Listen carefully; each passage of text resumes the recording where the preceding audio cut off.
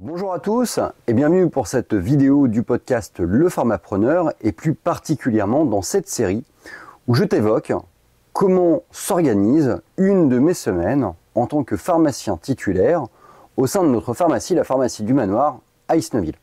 Dans ces vidéos, je te donne mon quotidien, mes différentes interactions avec mes fournisseurs, avec mes collègues, avec mes patients, mais également avec mes partenaires et confrères des pharmacies de Pavilly et des pharmacies des Emmurés, Max et Hélène.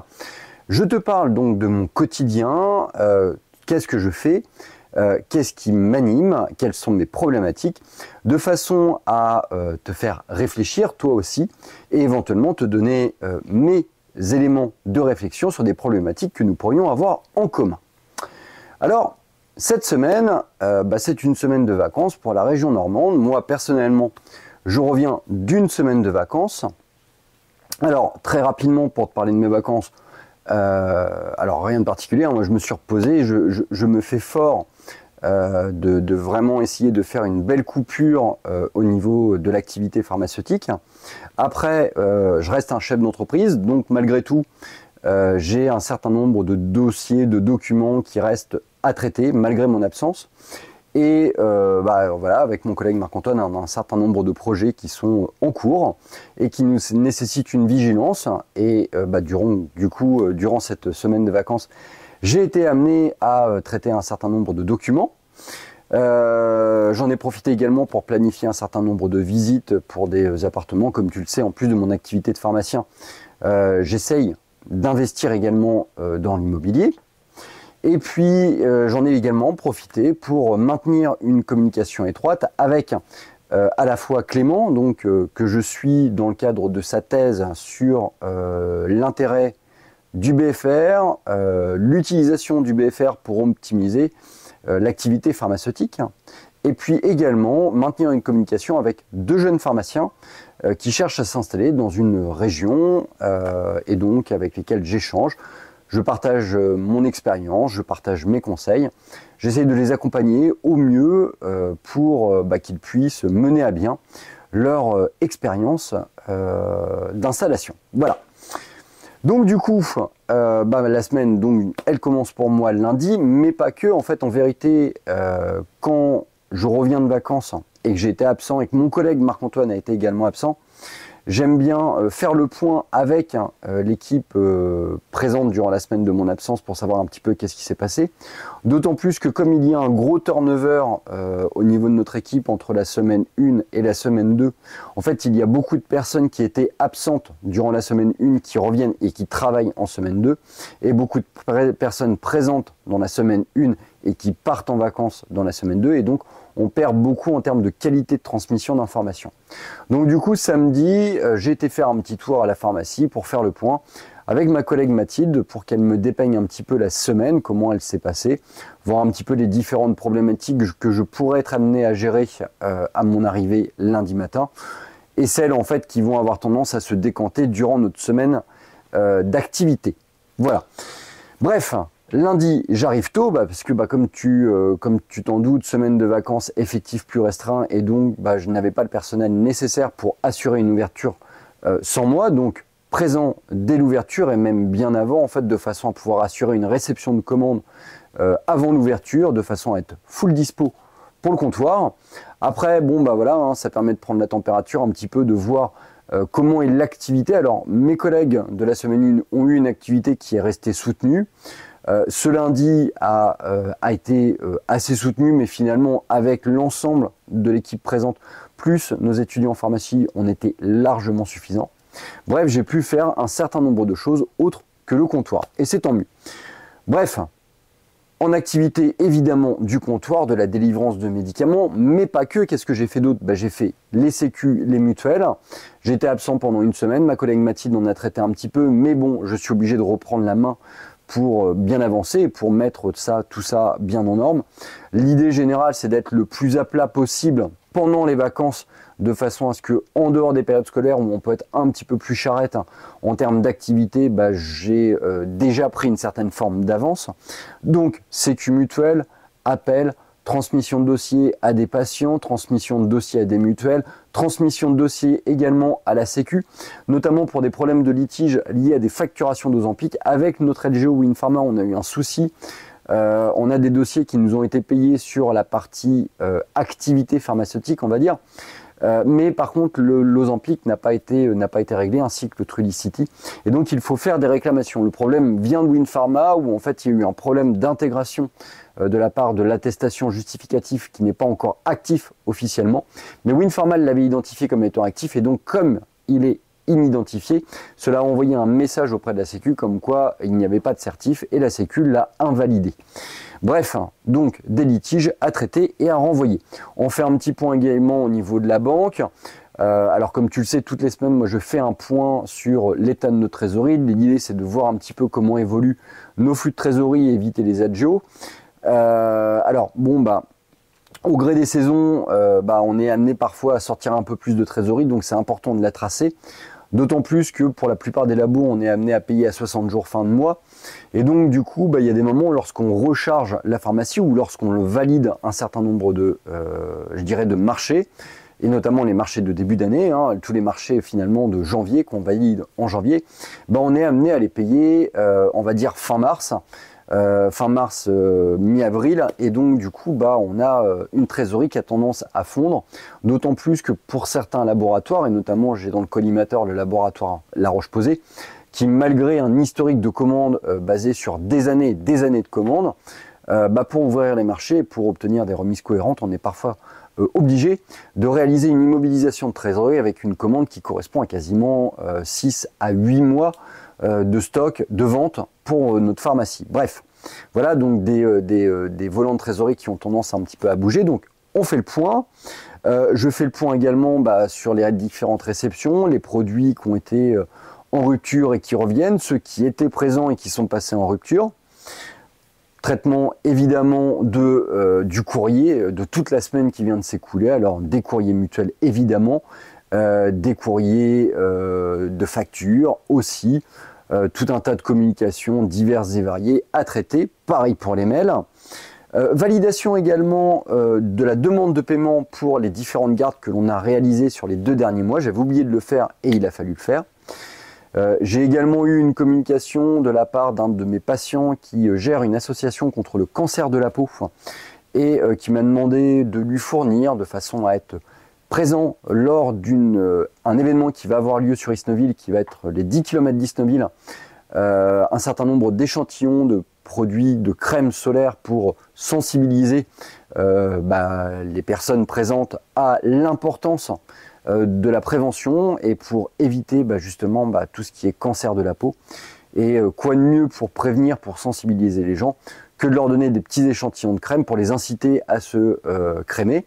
Alors j'espère que pour accompagner au mieux cette démarche, le jour des 10 km d'Isnoville, il y aura du beau temps. Le dialogue sera d'autant plus pertinent dans le sens où s'il fait beau, il sera encore plus pertinent de se mettre de la crème solaire. Transmission également d'un colis pour l'association Isnoren qui organise justement les 10 km. Alors nous en tant que pharmacie, on est partenaire de cette association. Alors comme tu le sais, moi je suis coureur à pied, j'adore ça, notamment le trail. Et on participe avec Isnoren à l'organisation. Alors nous, on participe d'un point de vue médical et notamment avec un partenariat solide avec le laboratoire Velleda. Ainsi, on va être amené à fournir auprès des kinés qui vont réaliser des massages et des process de récupération post-épreuve l'huile de massage à l'arnica du laboratoire Velleda. J'en ai profité également dans cette journée pour réaliser la validation des BRI CeraVe que j'avais en attente. Je me suis penché également sur tout ce qui est facture non réglée. Alors, tous les mois, entre le 1er et le 10, je me fixe un moment pour faire la moulinette sur l'ensemble de mon logiciel Winpharma et regarder les dossiers qui n'ont pas été réglés, soit par la Sécu, soit par la mutuelle. En effet, je me suis rendu compte que bien évidemment, je traite les dossiers qui apparaissent en rouge, si tu connais Winpharma, pour tout ce qui est litige, sécu, mutuelle. Mais il y a un certain nombre de dossiers qui, très bizarrement, n'apparaissent pas en rouge et lorsque tu fais ta moulinette, en fait, tu te rends compte que à plus d'un mois et demi, 2 mois de la date à laquelle tu fais rouler ta moulinette, bah, ces dossiers ne semblent pas avoir été payés. Alors je contrôle évidemment sur Réseau Pharma que les paiements ont bien été effectués, mais bah, voilà, il y a des dossiers qui ne sont pas payés, donc du coup je les relance de façon à pouvoir assurer un paiement. Alors à notre niveau, ce n'est pas des montants faramineux, ça représente grosso modo 400 € de non perçus au niveau de la partie mutuelle, ça représente à peu près une centaine d'euros au niveau de la partie sécu, mais bon, bah, comme on dit avec mon collègue, je préfère qu'il soit plutôt dans les caisses de la pharma et bien utilisé plutôt que dans les caisses des mutuelles à engraisser des multinationales qui ne me remercieront pas de toute façon.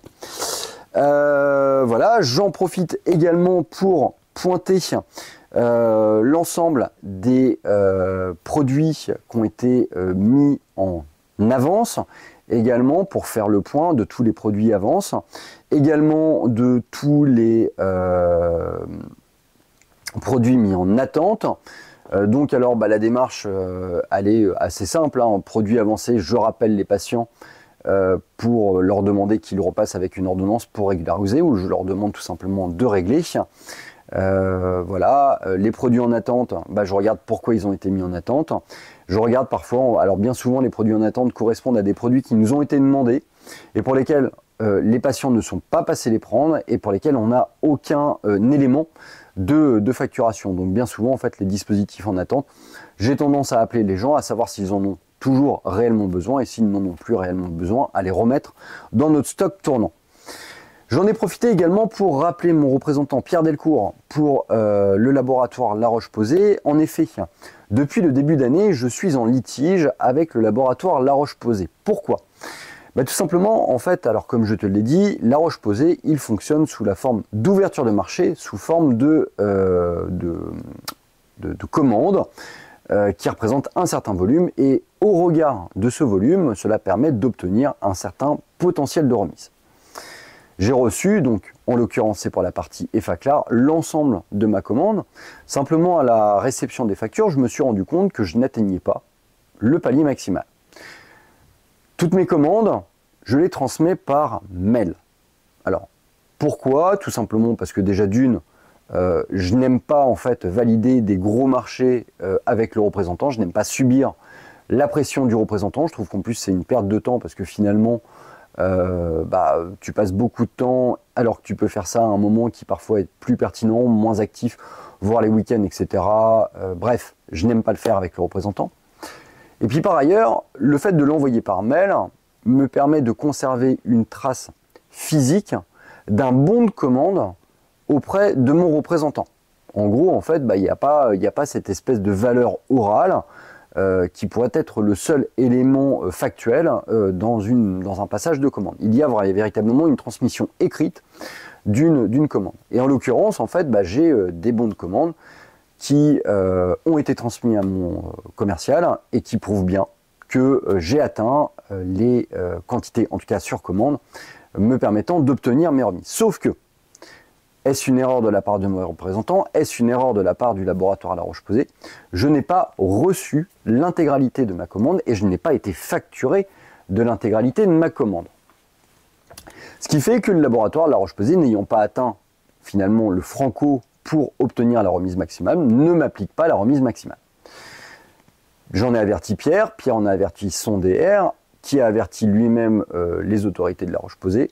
A priori, La Roche-Posay n'en entend pas ou ne veut pas en entendre parler. Pour eux, c'est un problème de mauvaise saisie de la part de mon représentant. J'ai une confiance absolue dans mon représentant, il est commercialement irréprochable. Je pense qu'humainement, c'est également quelqu'un de très bien. Bref, en tout cas, c'est la politique. Alors, j'avais pas de retour de Pierre, donc au bout d'un moment, bah, j'essaye de savoir un petit peu qu'est-ce qui se passe.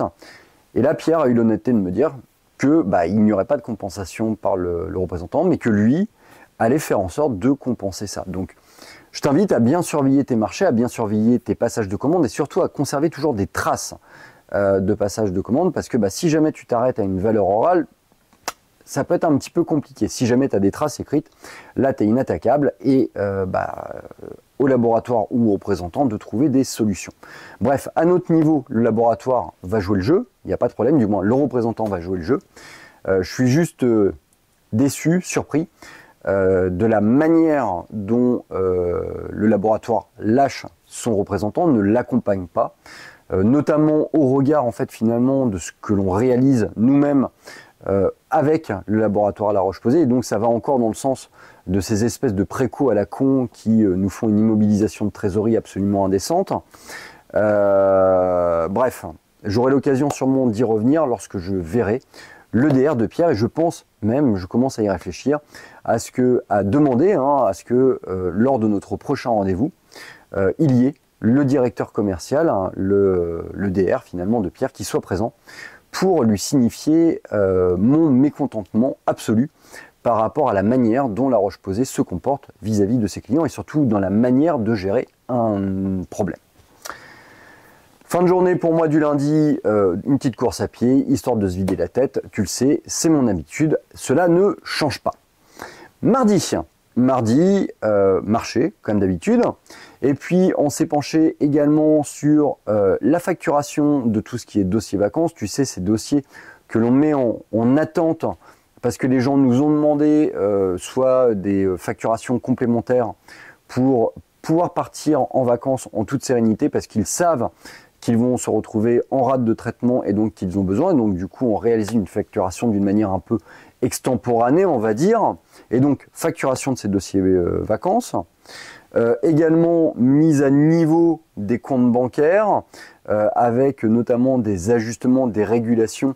Et l'idée générale aussi derrière tout ça, c'est d'essayer de voir avec mon collègue Marc-Antoine quelles sont nos variations de trésorerie sur l'ensemble des mois, de façon à toujours être en quantité suffisante, mais pas trop, pour éviter les agios. Traitement également de tout ce qui est dossier en attente, je continue. Le but, travailler à récupérer un maximum de trésorerie. Ce qui m'a permis de me rendre compte également qu'un certain nombre de dossiers avaient été payés, du moins avaient été notifiés comme ayant été payés par mon LGO, mais sur Réseau Pharma qui ne l'était pas. Et donc un pointage bancaire m'a permis de voir qu'il y avait un problème avec les mutuelles C-type. Je t'invite à surveiller ces paiements parce que, a priori, en fait, depuis début avril, il y a des problèmes de paiement. Ça devrait être résolu d'ici la semaine prochaine, donc la semaine actuelle où tu regardes cette vidéo. Mais surveille, tu peux avoir des trous de trésorerie en fonction de l'importance de ton engagement auprès de ce fournisseur, auprès de ce partenaire.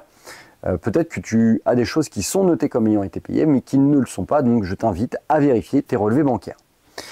J'en ai profité également pour faire un aménagement du robot. Alors pourquoi ? Tout simplement parce qu'on a eu Lou, notre étudiante en logistique, mais Lou, dans une volonté de bien faire, elle a surchargé notre robot, et ce qui a occasionné un certain nombre de problèmes. On a dépassé les 93% de chargement de notre robot, et à partir de ce moment-là, le robot, et notamment son bras articulé, a du mal à aller chercher, à ranger, à distribuer les boîtes. Voilà. En parallèle, je me suis rendu compte que Lou avait sûrement appuyé sur de mauvaises touches et avait désengagé un certain nombre de canaux, de goulottes de distribution. Je les ai donc réarmés, j'ai réoptimisé, notamment par rapport à certains génériques qui avaient été en rupture et qui avaient été switchés par d'autres laboratoires et pour lequel notre génériqueur numéro 1 est revenu d'équerre. Donc réallocation d'un certain nombre de goulottes, ce qui m'a permis de réorganiser proprement le robot de façon à éviter les incidents suivants. Du comptoir, bien évidemment, beaucoup de vaccinations et puis beaucoup d'orthopédie pour cette journée du mardi. Alors autant la journée du lundi a été extrêmement chargée en vaccination, autant la journée du mardi était plutôt dans une thématique attelle, orthopédie. Ça change, c'est intéressant et tant mieux. Mercredi, pour moi, c'est journée réception des commandes génériqueurs grossistes, grosses commandes. Donc voilà, je suis arrivé tôt comme d'habitude pour pouvoir avancer ça le plus possible avant l'ouverture de la pharmacie, d'autant plus qu'on était peu nombreux à l'ouverture. Réalisation des dossiers anticiport d'eau. Alors, je ne te rappellerai pas ce que c'est que l'anticiport d'eau. C'est ce système de précommande pour des produits chers pour nos patients.